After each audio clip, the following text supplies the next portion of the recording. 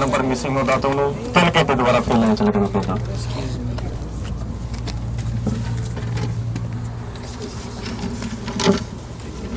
उधर अगला होगा जी जो अपने गेट चेक करा वो अपन जी लैंग्वेज बोलते हैं तो सारे पता वो एक बहुत बड़ा मसला है अपना। उधर अगला है the bathroom facilities, there is no bathroom facilities there. That's also one of the biggest concern. जब उन्होंने पूछा जाए बाथरूम ਤੁਸੀਂ ਸਾਨੂੰ ਕਹਿੰਦੇ ਆ ਵੀ ਟਰੱਕ ਚੋਂ ਤੁਸੀਂ ਬਾਹਰ ਨਹੀਂ ਸਟੈਪ ਕਰ ਸਕਦੇ ਕਿਉਂਕਿ ਸੇਫਟੀ ਇਸ਼ੂ ਆ ਤੇ ਫਿਰ ਅਸੀਂ 6 ਘੰਟੇ ਉੱਥੇ ਬੈਠੇ ਆ ਤੇ 6 ਘੰਟੇ ਦੇ ਵਿੱਚ ਅਸੀਂ ਬਾਥਰੂਮ ਕਿੱਥੇ ਜਾਣਾ ਹੈਗਾ।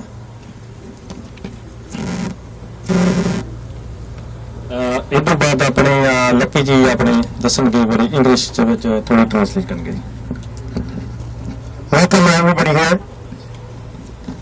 Thanks for coming here, joining us. We're here to address our problems at the port. Number one is truckers' service of hours. Truckers can only drive roughly 13 hours daily on duty, total 14 hours max. Total maximum 14 hours. At South Shore, from the security guard check booth to the outgate of the container terminal, Centrum, there is an average of 3 to 4 hours.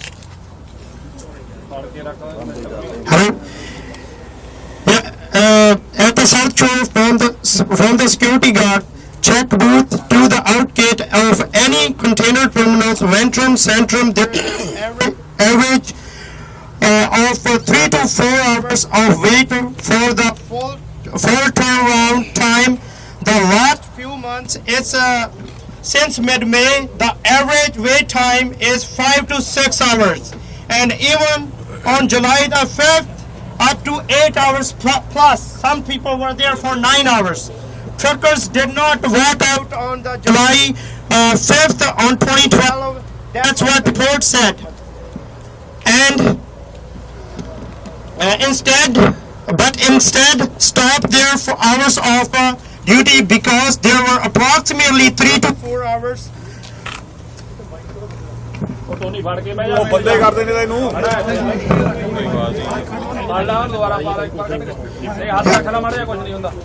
Truckers did not walk out on July the 5th, but instead stopped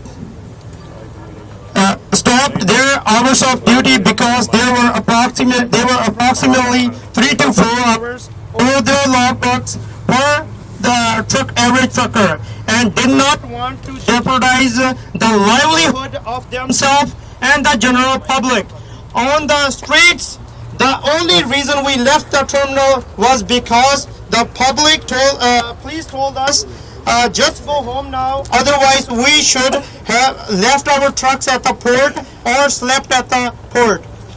We the truckers want the turn time to be much more prompt than what currently is happening at our container terminals. We need 1 hour maximum turnaround time per a trucker to make a decent living. As an owner operator, we have the following expenses: fuel, truck insurance, repair, truck parking. A company owner, if he has company trucks, in order for him to pay his driver decent wage, he needs turnaround time to make money for his truck, and then pay his expenses like owner operator, and then pay the driver as well. If the turnaround time changes for the trucker, it will help. It will help the face of $3.5 billion investment that the Ministry of Transportation has done to set up the infrastructure in place.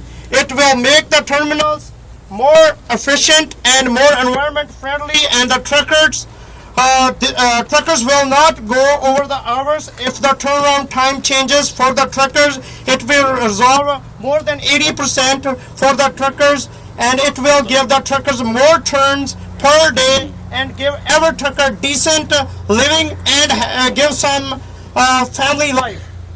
Truckers and trucking company dispatch sends the trucker to terminal cause he still has 6 hours to do according to his logbook, whatever time he starts. But by the time we get to the terminal, we are sitting there for 5 hours, and once we get once we inside the port, another 2 hours waiting inside, which automatically puts us over hours, and we have not even driven home yet. We will responsible if somebody on the roads gets hurt, including ourselves, because we are over hours. Ventrum currently has no trouble lanes for any trucker, which means if there is an error either on behalf of the trucker or a gate checker, the trucker must leave the terminal dock and go back at the very end of the line and start over again, waste more than his time of up to 3 hours, which turns if the driver, for example, had a 10 a.m. reservation, it can potentially be expired by the time he gets back to the gate.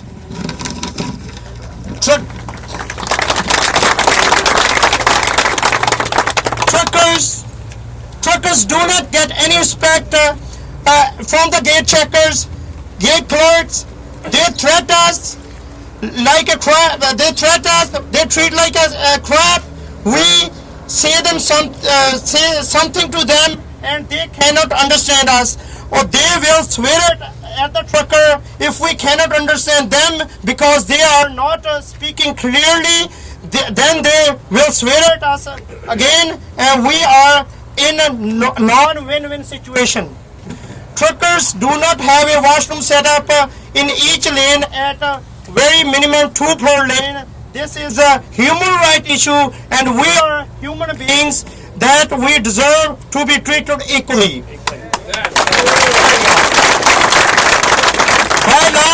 By law, we should have a sanitary station between each lane, in every lane for the trucker, so we do not overflow our bladders, and some serious injuries can happen to us as well. The terminal will not let us cross the lanes because of the safety issue. So that is why we must stay in our lanes. This is an environmental issue. If the trucker has no choice but to go to the washroom between the containers. There is no washroom near the terminal dock staging lanes either. Drivers are we need our issues addressed and need them resolved as soon as possible. We are willing to give timeline up to 4 weeks. After that, then we will deal with it in our own way, and we do not want to put in this position. Now today, Vancouver Port Authority and British Columbia Trucking Association here to help us. We are now fed up and need to find alternative solutions rather than trucking, because we are left with no choice anymore. Yeah.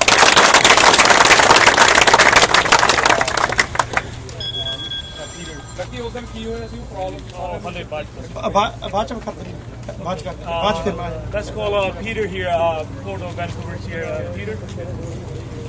Well, Peter's going to have a few words with us. Give a big hand for Peter.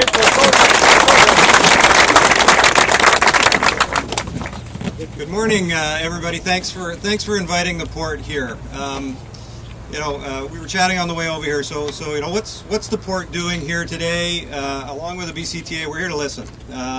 We're not going to be able to solve all of these issues overnight, although I'm here to tell you that we're aware of it, and we have been working with BCTA very, very actively on a number of issues here. Why have we taken an interest in this? Obviously, you guys, men and women, everybody in the trucking industry are very, very critical to what the port is trying to achieve. Our obligation collectively is to make sure that you're operating in a safe manner, that you're earning a living to continue to serve the port, and that we can continue to grow together. We know that there are some challenges, so I'm here to acknowledge that. That's why we're here today, is that we're not here to suggest that there are no issues that we need to resolve. But we do believe, and we announced yesterday with the BCTA, an initiative that we think will help move us down that path, and we have strong support from TSI, DPW, and Fraser Surrey Docks, amongst others, to work on this problem together. We have some commitments that we received from the terminals and from others that we can talk to you about in more detail. I don't know that we want to get into that level of detail here this morning. We've been, over the last 10, I took over this particular assignment at the port about 10 months ago, and I've been working very closely with Louise at the BCTA since that time. And a big part of that has been outreach and just listening to everybody involved in this sector and trying to understand. I think we all appreciate there's a level of complexity here. That doesn't mean that there's always a simple solution. What you have, though, from the BCTA and the port is a commitment to work through these issues and present to you guys some alternatives and some solutions as soon as possible. We have, right now, there's a mention around turn times and commitments to getting you in and out of the terminals. I can tell you, some of you are aware, we have a GPS pilot project. We have 300 trucks out there collecting data. And we received from the terminals last week an agreement to publish turn times that's based on data that the port is collecting, not data that they are collecting. That will be available in, I want to say, a week or two's time. We got that agreement from them last week, and the benchmark time that we'll be tracking is against an hour in and out. Not just an hour in and out of the terminal, but an hour from in the South Shore, as an example, an hour from Vaxgate to Vaxgate. So I think that will start to give us a clearer sense of whether or not the data that we have is accurate with what we're doing to achieve that. The announcement yesterday talked about a new initiative, once again, really strengthened by BCTA's leadership, called the Container Drayage Leadership Team. It includes TSI, DPW, Fraser Surrey Docks, the Western Canadian Shippers Coalition, which is the major exporters, the Chamber of Shipping, representing the shipping lines, and the BCTA. Louise is on the steering committee of that group, as am I, along with a professional facilitator that we've contracted with. So this is a major step forward. I know it's just talk at this point, and we want to deliver results. I'm committed to doing that. I want to talk a little bit, and I have already, about the BCTA.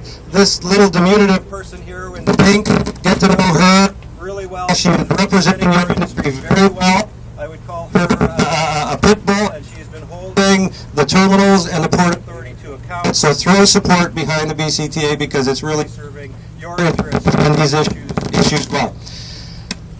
The washrooms. Okay, I've talked to Tony as we got this document. That will be dealt with in some way, shape, or form within a week or 10 days. So that's done. We will take that one and deal with it immediately. So, as I said, we're here to listen.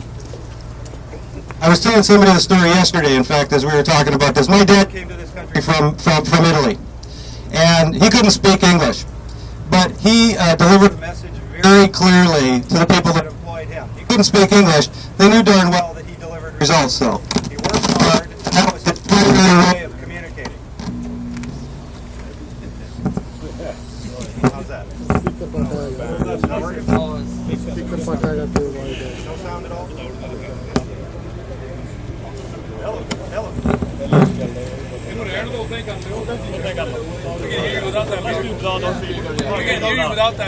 Okay, so here's the point. There you go. Here's the point. There you go. My dad came to this country, couldn't speak English, and they knew, if you want to get something done, just to give it to that Italian guy over there, because he'll get it done. My sense is, the lack of respect that he got at that time from people is kind of a framing or a message that I'm hearing here today. So that resonates with me. My message to you here is that working with Louise, we are going to deliver results. I'm going to deliver results. The port's going to deliver results. So my commitment is to stop talking now and go away and do something. Thank you very much. Next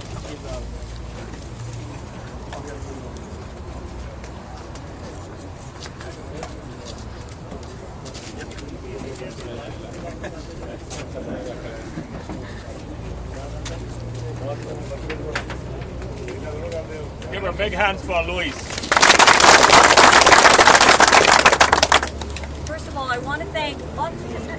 inviting me here today, and I'm looking forward to meeting each and every one of you. I handed out all of my business cards, so I don't have any more left, but I have membership forms. So if anybody wants more information and figure out how to contact me, follow me to my car and I'll give you a membership form. Peter pretty much said everything I was going to say, so he stole all of my thunder. But I think it's fair to say that there is a level of communication and a level of understanding about the kinds of issues that you talked about today amongst all of the stakeholders, amongst all of the people who are working at the port and at the terminals. We have senior management sitting at the table with us talking about the kinds of problems that you have identified. And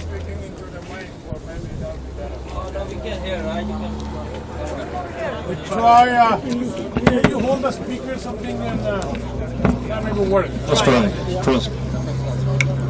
is this better? Okay. Let's try.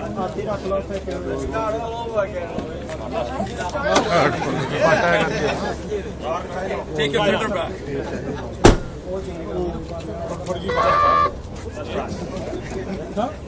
So what I was saying is there is a level of understanding, there is a level of commitment to fixing the kinds of problems that you have identified today.